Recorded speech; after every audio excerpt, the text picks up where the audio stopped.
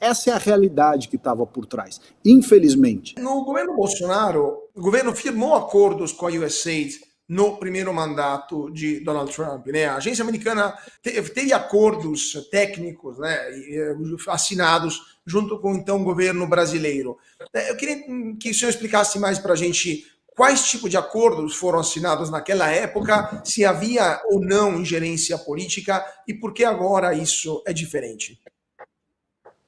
Bom, eu posso responder da minha pasta, obviamente eu não posso responder da pasta dos outros, mas com relação à pasta do meio ambiente, logo depois, eu queria lembrar o seguinte, eu fui secretário de meio ambiente em São Paulo, então eu sabia já de antemão, ao contrário de vários colegas de governo, que entraram com excelentes boas ideias, mas muitos demoraram muito para entender como é que o jogo em cada uma das suas pastas, os seus ministérios eram jogados. Nós entramos no Ministério do Meio Ambiente, logo de cara, fomos para cima desses contratos com essas ONGs e procuramos suspender todos eles. Nós emitimos uma ordem de suspensão dos contratos, todos, sem exceção. USAID, KfW, Banco Mundial, FAO, ONU, todos, sem exceção. Nós demos essa ordem, e foi até interessante porque eu publiquei essa matéria que saiu de um site do pessoal mais eco-xiita e tal, reclamando, né, que a gente tinha suspendido os contratos por 90 dias. E aí algumas pessoas publicaram assim, é mentira, ele não suspendeu. Então, eu nunca falei isso, mas vou contar aqui para vocês, porque eu acho que algumas coisas precisam ser ditas. O presidente Bolsonaro dava apoio absoluto a essa agenda nossa de colocar um freio nisso.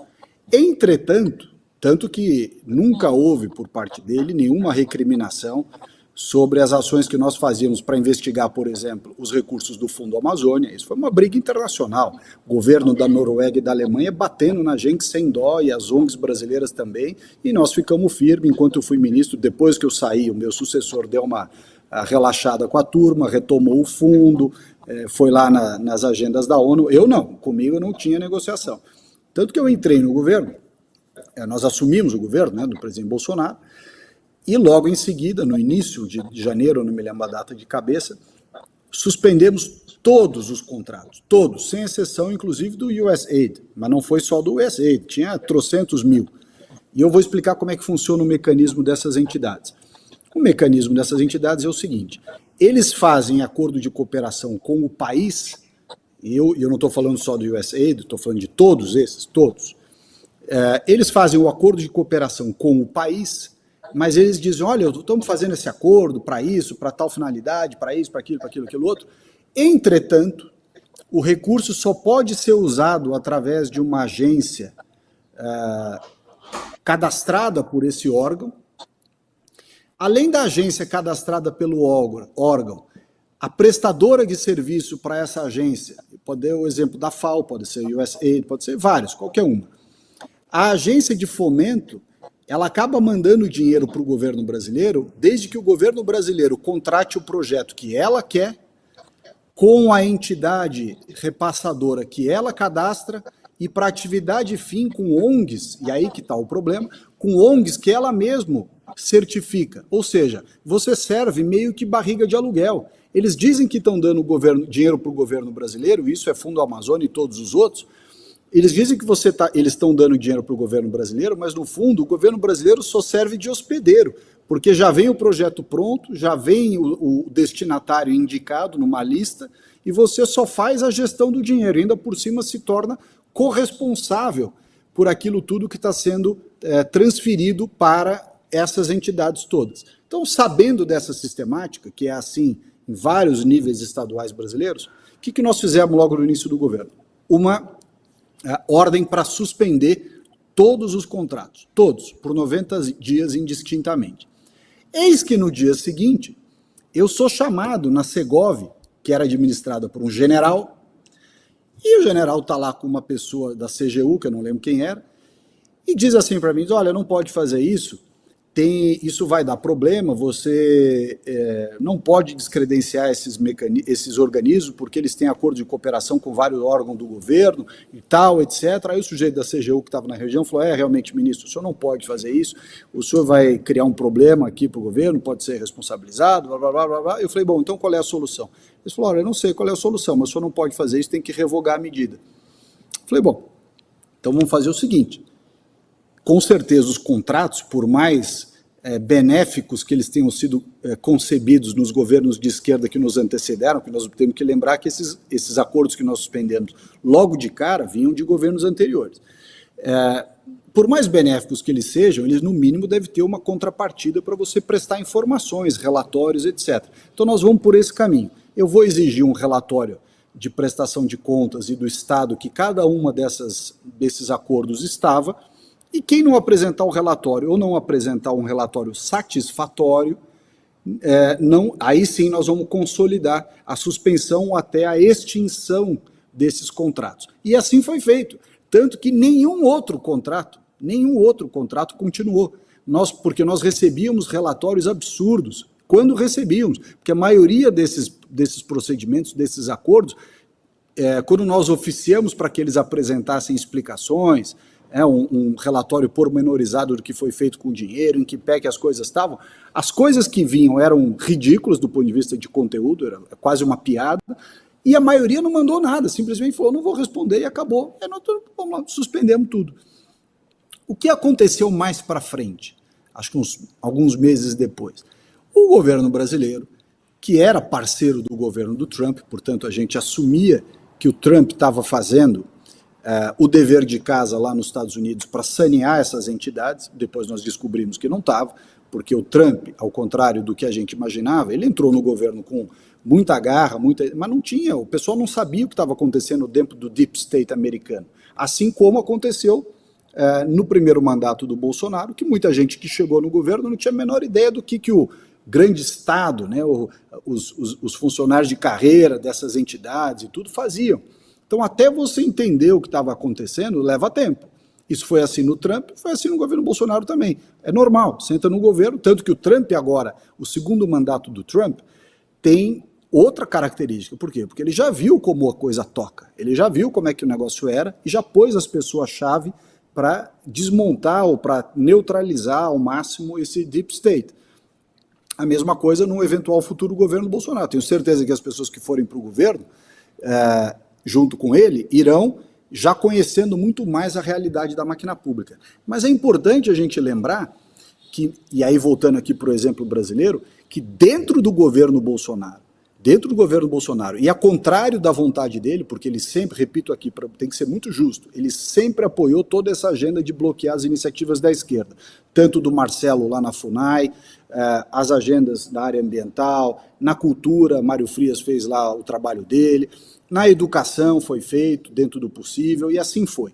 Ou seja, mas a máquina estatal de funcionários de carreira, sobretudo, ela é o deep state, como diz o termo americano, ela vai se infiltrando e vai fazendo e vai se acobertando e tudo mais.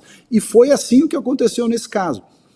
Quando nós dissemos ao governo americano, que era parceiro do Brasil, tem que lembrar, né? O governo já era o governo Trump, e o embaixador dos Estados Unidos, o Todd Chapman, era uma pessoa muito próxima do governo. Eu até destaquei aí, mandei para o Manuel, uma matéria da imprensa brasileira dizendo que o embaixador dos Estados Unidos que fez churrasco para o Bolsonaro tinha se aposentado numa determinada data. Isso para vocês verem a proximidade que o governo americano e o embaixador americano tinham, o Todd Chapman tinha conosco no governo do Bolsonaro. Eles disseram, não, vocês precisam abrir um espaço aqui para a gente fazer uma parceria e tal, e a maneira que os Estados Unidos tinham de transferir dinheiro para o Brasil era da USAID, que não era diferente dos contratos anteriores, mas nós fizemos uma coisa diferente. E aí esse é o ponto que não está sendo dito por alguns, acho que não é nem por má fé, é porque é desconhecimento mesmo. Nós impusemos os termos, nós dissemos que os recursos que doravante fossem, aqueles antigos que eram com ONGs e com coisas inexplicáveis, estavam todos suspensos. Dali por diante, as coisas iam ser feitas com empresas que nós, Brasil, íamos licitar. Ou seja, eles só iam dar o dinheiro para nós licitarmos. Tinha acabado aquela história de mandar o dinheiro e mandar a lista de quem estava autorizado a receber. E nós tínhamos dito isso, eu me lembro perfeitamente das negociações. Olha, se for assim, a gente não quer. E foi um escândalo. Tanto que o USAID aceitou as nossas condições, no final não mandou dinheiro nenhum, esse contrato nunca foi para frente, mas foi nas nossas condições que o presidente Bolsonaro firmou essa parceria lá nos Estados Unidos, na visita que fez ao Donald Trump, e depois, logo em seguida, como eles viam que a gente não cedia, que tinha que ser do nosso jeito, com as nossas licitações, com as nossas... Eles falaram, então deixa para lá e tal, e a coisa foi morrendo, como várias promessas de dinheiro para o Brasil investir, para ajudar o pessoal, para o pagamento por serviços ambientais e várias outras coisas. Agora, se vocês olharem todos os outros contratos, com KfW, Banco de Fomento, Fundo Amazônia e tudo mais, não veio mais dinheiro nenhum. Por quê? Porque nós fomos muito duros e nós dissemos, ou é do nosso jeito, que era a nossa maneira de encarar o governo, e era a forma que o presidente Bolsonaro apoiava e apoiou todas as iniciativas. Eu preciso ser muito justo nessa hora, eu vi algumas pessoas dizendo, tá vendo, o Bolsonaro sabia. Não é nem questão que sabia ou não sabia, ele apoiou tudo que era para bloquear a esquerda no Brasil. Só que nós tínhamos dentro do governo, desculpa me alongar aqui, só que essa é uma questão que precisa de explicação detalhada, senão o pessoal fica falando besteira depois nas redes sociais. A gente tinha dentro do governo, assim como tinha no governo do Donald Trump no primeiro mandato, e certamente haverá nesse segundo talvez, em algum grau, você tem uma parte do establishment, né, uma parte do deep state, que no caso do nosso governo era feito em geral por funcionários de carreira, como eu já disse, boa parte dos militares, que não era nem por mal, era porque eles não tinham malícia nenhuma para lidar com esse assunto, não tinham malícia, não conheciam isso, não estavam aware, né, não estavam espertos para essa guerra ideológica, esse aparelhamento todo que estava no governo. Basta dizer que vários desses militares tinham orgulho de terem servido a ONU nessas missões de paz e tudo mais, e diziam isso, olha, nós somos da tropa da ONU. Bom, enfim. O fato é que nós, efetivamente, no governo, tínhamos carta branca para brecar tudo. E brecamos tudo que estava possível brecar. E muitas vezes deixamos de brecar coisas, repito aqui, porque militares não queriam que a gente brecasse, eles ficavam indignados, como assim vai abrir mão do dinheiro da ONU? A ONU é tão boa, a gente foi para o Haiti com esse dinheiro da ONU e tal, as tropas da ONU e coisa da ONU. Mas não era só a ONU. Era, como eu já disse aqui, KfW, Banco Mundial, Fundo Amazônia, Noruega, Alemanha, dinheiro de agência da AICA lá do Japão, enfim, é a sistemática que essa turma adota. Funcionários de carreira também dos órgãos de controle, Tribunal de Contas, CGU, viviam impondo dificuldades para a gente bloquear esses recursos, para dificultar a vida desse pessoal. E já do meio do governo em diante, nós identificamos um outro problema, e isso é importante também dizer aqui. Vários dos membros da ala econômica do governo, que ficavam indo para o exterior se reunir com Larry Fink, do BlackRock, e esses grandes financistas de Nova York, né, do mercado financeiro internacional, voltavam para cá, para encher a cabeça do Bolsonaro, para dizer, olha, essa política anti-esquerda que o Ernesto Araújo, que o Salles, que o Mário Frias na cultura estão fazendo, estão espantando investimento lá fora, nós temos que comprar essa agenda woke aí, temos que fazer o que Larry Fink do BlackRock e outros aí financistas internacionais estão mandando o Brasil fazer, senão não vai ver investimento para cá. Aí juntava com Cátia Abreu, juntava com não sei mais quem no Congresso, com Alcolumbre, com toda essa turma, e eles ficavam assim, não, o Brasil virou um par internacional, graças a vocês, radicais do governo, ideólogos, a turma do Olavo de Carvalho, não sei mais o que, vocês estão espantando investimento. Aí vinham os milicos que não gostavam da direita, os generais, né, não o pessoal aí embaixo. Não, tem que tirar esse pessoal é muito criador de caso. Aí vinha o pessoal da turma, da equipe econômica, alguns, né, não tá vendo, eu fui para Nova York, eu ouvi essa reclamação, ou seja, essa é a realidade que estava por trás. Infelizmente, nós tivemos, e esse é um problema, só para concluir, esse é um problema que existe mundialmente, não é de hoje. Existe um instituto, o Rodrigo Constantino conhece bem, lá nos Estados Unidos, que é o Leadership Institute, cujo presidente é o Morton Blackwell. O Morton Blackwell montou, ele foi do governo do Reagan no primeiro mandato, e ele montou o Leadership Institute quando ele se deu conta de que em pleno governo Reagan, primeiro mandato do Reagan, eles não tinham gente suficiente preparada para tirar os democratas de dentro do governo e governar com republicanos conservadores. E ele sentiu falta desse pessoal, desse treinamento, e falou, não, eu vou montar o Leadership Institute.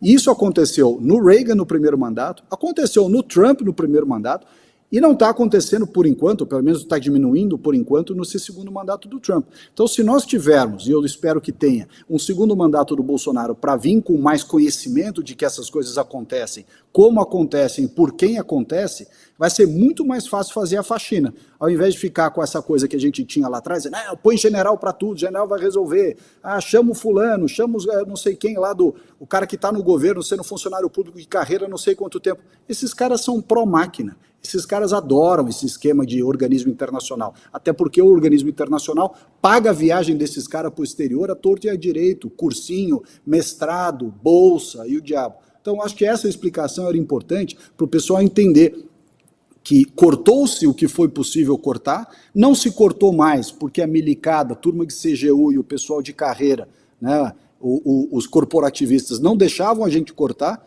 O presidente Bolsonaro apoiou tudo que foi cortar isso daí, é preciso ser muito justo e não deixar de ter nenhuma dúvida sobre isso. E, efetivamente, eu tenho certeza que um próximo mandato dele, da direita e tudo mais, a conversa é outra, porque depois que você foi para o governo e viu como o negócio é, você já entra uma próxima vez muito mais preparado para botar um freio nisso daí, assim como está sendo do Donald Trump agora.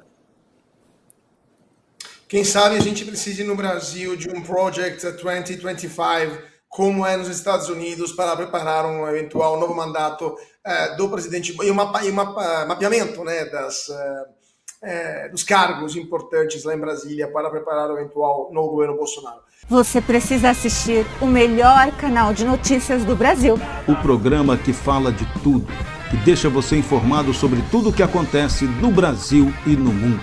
Ao vivo, todos os dias, no YouTube. Clique aqui e se inscreva.